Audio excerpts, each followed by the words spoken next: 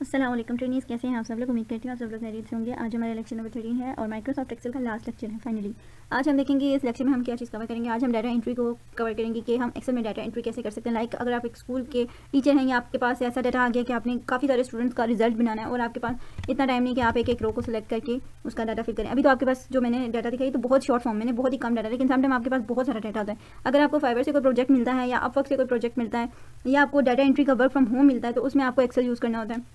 और अगर आप लोगों ने कभी नहीं किया तो उसका मैं आपको आइडिया दे देती हूँ। अगर आज ये आप लेक्चर ले लेते हैं, गौर से सुन लेते हैं, इसमें अमल करते हैं, तो आई होप कि आप लोगों को डाटा एंट्री की जॉब करने में कोई इशू नहीं होगा। आप लोग चुटकियों में ही काम कर सकते हो। अगर आपको कहीं भी प्रोजेक्ट नजर आता है या वर्क फ्रॉम होम आपको ऑफर की जाती है डाटा एंट्री की, तो आई स्वेयर आप लोग बहुत ईजिली कर सकते हो।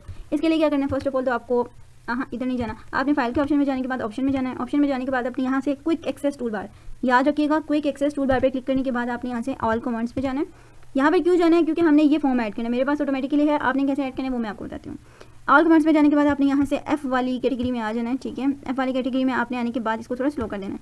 यहाँ पर देखें तो मेरे पास फॉर्म आ रहा है, आपने फॉर्म पे क्लिक करके ऐड करके ओके कर देना है। ठीक है, मेरे पास ऑलरेडी एडिड है, ये मुझे एरर दे देगा कि तुम्हारे पास ऑलरेडी है तो तुम क्यों ले रहे हो।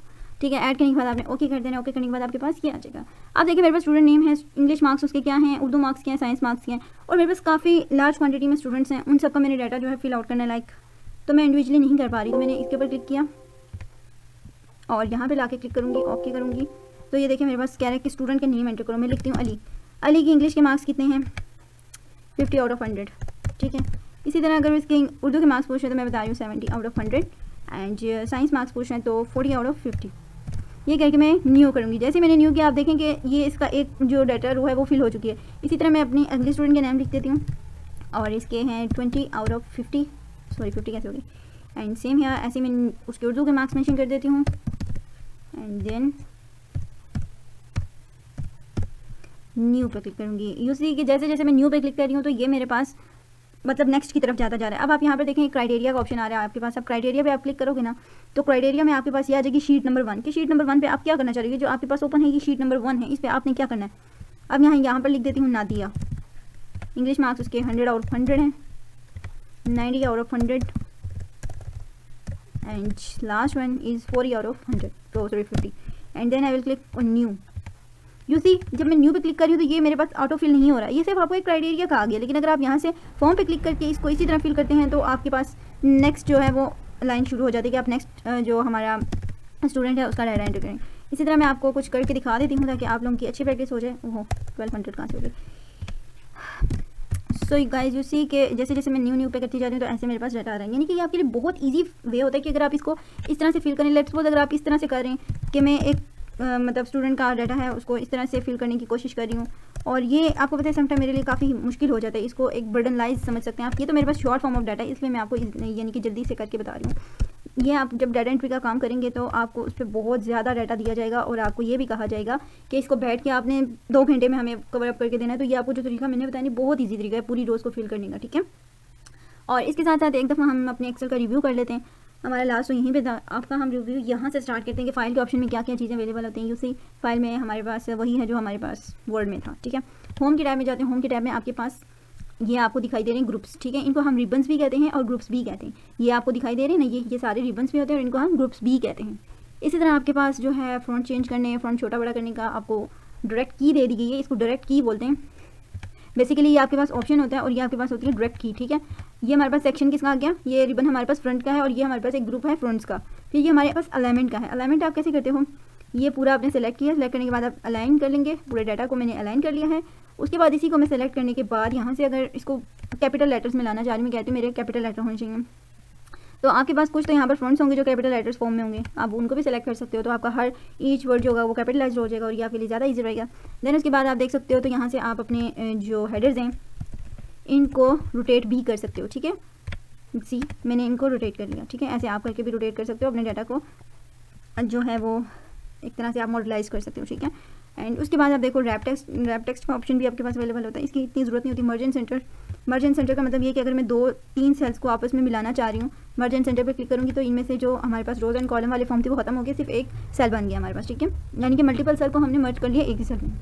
उसके बाद ये आपके पास नंबर का ग्रुप है। नंबर के ग्रुप में आप देखें तो ये आपको करेंसीज वगैरह दिखाई देती हैं। अब लाइक मैंने कुछ नंबर्स एंटर किए हैं यहाँ पर 1 2 3 4 5 6। ठीक है, इसको मैं सेलेक्ट करती हूँ। सेलेक्ट करने के बाद मैं इसको यहाँ पर जाने के बाद इधर सेलेक्ट कर लेती हूँ करेंसी। करेंसी में देखें तो ये आपके पास क्या आ गया, पाकिस्तानी रुपीज़ की करेंसी में आ गया। लाइक मतलब मेरे पास एक की बात की तो वो करेंसी में आ गया। अगर आपके पास कुछ डाटा है उसको आप रुपीज़ फॉर्म में रखना चाह रहे हैं तो यहाँ से आप इसे कर सकते हैं, ठीक है। और अकाउंटिंग में करें तो ये आपको इस तरह से शो हो जाएगी कि अकाउंटिंग में आपके पास ये इस तरह से आएगी। लॉन्ग डेट में करें तो ये डेट की फॉर्मेट में नहीं है, इसलिए इसको सेलेक्ट नहीं करें। परसेंटेज के फॉर्म में करते हैं तो 1 को उसने 100% एंड जैसे समझ लिया, ठीक है। फ्रिक्शन फॉर्म में नहीं था, अगर मैं इसको फ्रिक्शन फॉर्म में करती हूँ फ्रिक्शन फॉर्म में सेलेक्ट हो जाता। साइंटिफिक फॉर्म में किया तो इसने मुझे ये आंसर दे दिया। टेक्स्ट में देखें तो इसने टेक्स्ट में ही कन्वर्ट कर दिया। अब जर्नल की बात करूँ तो जर्नल पे आ जाएगा, ठीक है। इसी तरह मैं डेट की बात करती हूँ। मैं अगर लिखती हूँ 10/3 और 2023 एंटर करूँगी तो यू सी इसने भी कोई मतलब इतनी हाथ समझ नहीं दी, लेकिन इसने यहाँ से सेलेक्ट कर लिया कि ये हमारे पास डेट है। इसने ये सेलेक्ट किया कि ये हमारे पास जो मेंशन है ये डेट है। अब मैं यहाँ पर मेंशन करती हूँ तो यू सी इसने ये कैच कर लिया कि ये हमारे पास एक जो जर्नल फॉर्म आ रही है वो किस फॉर्म में। इसको अगर मैं टाइम में लेकर आती हूँ तो ये देखें ये आपको टाइम की फॉर्मेट देगा। इसको मैंने डेट की फॉर्मेट में नहीं लाया था, लेकिन इसने ऑटोमेटिकली सेलेक्ट किया था कि डेट की फॉर्मेट है, ठीक है। अगर मैं यहाँ पर ओनली लिख लेती हूँ 10/10 एंड अगर देखें इसको मैंने सेलेक्ट नहीं किया, लेकिन इसने टाइम को ऑटोमेटिकली अरेंज कर लिया क्योंकि हमारा यहाँ से टाइम सेलेक्ट था। यू गाइस एक चीज़ अपने माइंड में मस्ट रखिएगा कि जब आप इसकी प्रैक्टिस करोगे ना आप इसको वापस जर्नल पे ही छोड़ देना, वरना आपका सारा काम ही खराब हो जाएगा, ठीक है। समटाइम तो ऐसे होता है कि मैं अगर आपका डाटा एंटर कर रही होती हूँ, आपकी क्विज के मार्क्स लगा रही होती हूँ, एंटर करती हूँ तो वो ऐसे मेरे पास आ जाता है 10 अक्टूबर बन जाता है वो, ठीक है। तो आपने हमेशा ये चीज़ जो है वो अपने माइंड में रखनी है कि आप जर्नल वर्किंग कर रहे हो, यहाँ से कोई आपकी कैटेगरी सेलेक्ट ना हो। देन उसके बाद आपके पास आ जाती है कंडीशनल फॉर्मेटिंग की बात। कंडीशनल फॉर्मेटिंग में आपको मैंने बताया था कि आप अपनी हिसाब से इस पर रूल सेट कर सकते हो, अपनी तरफ से कुछ कंडीशन अप्लाई कर सकते हो, कुछ शराइत और ज़वाबित होते हैं उनको आप यहाँ पर अप्लाई कर सकते हो, जैसे गवर्नमेंट के रूल्स होते हैं। इसी तरह हमारे भी कुछ रूल्स होते हैं जो हम एक्सेल को देते हैं, ठीक है। अब मैं अगर यहाँ से कुछ डाटा को एक अच्छा से कलर दे देती हूँ, ठीक है, और इसको मैं ओके करती हूँ तो इसी इस पर कंडीशन फॉर्मेटिंग लग गई है, ठीक हो गया। इसी तरह आप देखें तो फॉर्मेट एज टेबल भी कर सकते हैं इस पूरे डाटा को। उसने ऑटोमेटिकली ये पूछ लिया कि रेंज क्या है। मैं शिफ्ट प्रेस करके यहाँ से इसको इधर तक ले आती हूँ और मैं कहती हूँ मुझे पूरा डाटा चाहिए। ओके किया। ओके करने के बाद देखें तो ये हमारे पास एक टेबल फॉर्म में आ गई। अब आपको टेबल फॉर्म में जाने के लिए एक चीज़ चेक करनी होगी कि आपके पास जो सिलेक्टेड डाटा है ये वाकई में टेबल है या नहीं है, ठीक है। टेबल डिज़ाइन में जाएंगे। टेबल डिज़ाइन में जाने के बाद आप देखें तो ये आपको यहाँ पर ऑप्शन दिखाई दे रहे हैं, इसमें ये आपका टेबल ही है। और एक चीज़ अगर यहाँ से आप फिल्टर बटन हटाना चाहें तो फिल्टर बटन हटा भी सकते हैं, ठीक है। इसकी कोई ऐसा कोई ज़रूरत होती नहीं है। वैसे मैं आपको फिल्टर बटन का बता दूँ, ये हमारे लिए ज़्यादा ज़रूरी होता है, आपको जो है समटाइम इसकी ज़रूरत पड़ती है, इसे हमेशा इनेबल रखिएगा। और एक और चीज़ मैं आपको बता दूँ कि अगर आप एक्सेल पे वर्किंग स्टार्ट करें, आपने एक टेबल सेलेक्ट किया, सबसे पहले तो आप जी ये टेबल मैंने एक सेलेक्ट किया, सबसे पहले आपने उसके बॉर्डर्स बनाने, वरना फिर बाद में आपको सेलेक्ट करने मुश्किल हो जाएगा। ऐसे बॉर्डर्स बना लेंगे आपके लिए काम करना बहुत ईजी हो जाएगा, ठीक है। और उसके बाद आप देखें तो आपको सेल्स का दिखाई दे रहा है कि अगर आपको इंसर्ट करना चाह रहे हैं, शामिल करना चाह रहे हैं कर सकते हैं, डिलीट करना चाहें, फॉर्मेट करना चाहें। Auto sum fill clear and find select. उसके बाद हमारा इंसर्ट का टैब था। इंसर्ट में आप लोग शेप ड्रॉ करते हो, टेबल ड्रॉ करते हो और बहुत सारे काम करते हो। इसी तरह पेज लेआउट है। पेज लेआउट एक्सेल के पेज की बात हो रही है। फार्मूला में जाओगे तो फार्मूलाज आपको दिखाई देंगे, स्टैटिकल स्टूडेंट्स के लिए बहुत मस्त रहता है। डाटा पे जाओगे डाटा की डिटेल्स आ जाएंगी, ठीक है। लाइक ये मेरे पास अगर कुछ डाटा है तो इसकी डिटेल मेरे पास डाटा में ही आ जाएंगी, बट इस टाइम आप देखें तो सारे डिसेबल हुए हैं क्योंकि हम एक फॉर्मेट टेबल फॉर्म में काम करें। बट आप देखते हैं अगर मैं इस तरह एक एक रो और कॉलम को सेलेक्ट करती हूँ तो ये मेरे पास इनेबल हो चुका है, ठीक है। गेट डाटा की बात करो तो यहाँ से आप देख सकते हो कि आप दूसरी शीट्स के अंदर से भी डाटा इसमें ला सकते हो। अगर मैं रिफ्रेश ऑल करती हूँ सारा का सारा सेट हो जाएगा। उसके बाद आपके पास रिव्यू है। रिव्यू में आप यहाँ से स्पेलिंग चेक कर सकते हो। और ये देखिए उसने मुझे बता दिया कि इंग्लिश की जो थोड़ी सी मिस्टेक है इसको मैं अगर इग्नोर ऑल करके ऐड टू डिक्शनरी करती हूँ तो मुझे उस पर तंग नहीं करेगा, ठीक है। और इसी तरह आप बाकी चीज़ें भी चेक कर सकते हो। हमने एक्सेल में भी पढ़ा था, सॉरी वर्ड में भी पढ़ा था। और व्यू में देखें तो यहाँ पर भी आपके पेज की बात हो रही है। हेल्प में आप हेल्प ले सकते हो, इनसे बातचीत कर सकते हो। पावर पॉइंट क्या होता है, ये जब हम पावर पॉइंट पढ़ेंगे नहीं आपको बेसिकली ये बहुत अच्छा हो जाएगा। पावर पॉइंट होता है फिर table design and tell me what do you want. अच्छा आप इसके अंदर कोई भी रिबन या फिर कोई भी टैब ऐड कर सकते हो। कैसे? फाइल में जाके ऑप्शन में जाना है। ऑप्शन में जाने के बाद अगर आप कोई ग्रुप बनाना चाह रहे हो, किसी ग्रुप में कैमरा लेना चाह रहे, लाइक मैंने कैमरा की बात की थी, नहीं यहाँ से मैं ऑल कमांड में जाने के बाद टैब्स में कैमरा लाना चाह रही हूँ तो मैं यहाँ से सिंपली क्या करूँगी, यहाँ जाने के बाद यहाँ से मैं कैमरा को ढूंढूंगी। ये बहुत मुश्किल होता है यहाँ से ढूंढना। एक तो सर्च का ऑप्शन भी नहीं उन्होंने रखा हुआ कि बंदा इजीली सर्च कर ले। और अगर आप वैसे खुद से एक्सप्लोर करने पे आए, आप देखेंगे इसमें ना काफ़ी सारी चीज़ें जो हमारे मतलब की, हमारे मकसद की हैं, अगर हम एक्सप्लोर करने पर आएँ तो ये हमारे लिए यूज़फुल हो सकती हैं। अब यहाँ पर मुझे कैमरा का नज़र नहीं आ रहा ऑप्शन, इसको ढूंढने में भी साल लग जाएगा, बट आई विल ट्राई कि जल्दी से मिल जाए कैमरा। तो ये मिल गया। इसको मैं अगर ऐड करती हूँ, ऐड करने के बाद ओके करूँगी तो जैसे यहाँ पर कैमरा आ गया। अब कैमरे का क्या फ़ायदा था, कैमरे पे क्लिक करके अगर मैं यहाँ से इस पूरे डाटा की फ़ोटो ले लेती हूँ, फ़ोटो लेने के बाद इसको मैं यहाँ पर पेस्ट भी कर सकती हूँ, ठीक है। तो यहाँ पर अगर मैं कंट्रोल वी करती हूँ, सॉरी कंट्रोल वी नहीं करते, ये खुद बहुत ही ऐड हो जाती है, लेकिन पता नहीं क्या मसला है इसको। ये देखें, आपने ये देखा कि मैं यहाँ पर अली की फ़ोटो बनकर आ गई है। हमें अली की फ़ोटो यहाँ पर नहीं चाहिए थी, हमें अली की फ़ोटो कहीं और चाहिए थी।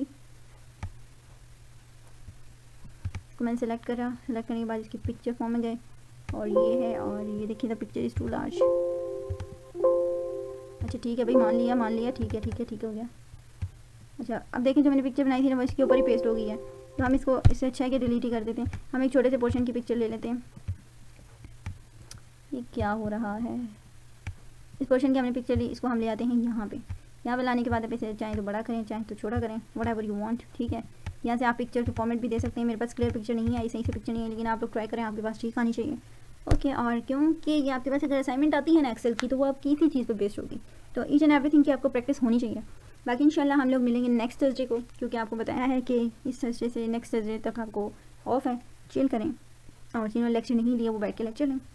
बाकी इंशाल्लाह मिलते हैं हम दोबारा से एक नए लेक्चर के साथ, जिसमें आपको पावर पॉइंट के बारे में बताएंगे, ठीक है। तब तक के लिए सब अपना ख्याल रखिएगा। अल्लाह हाफ़िज़।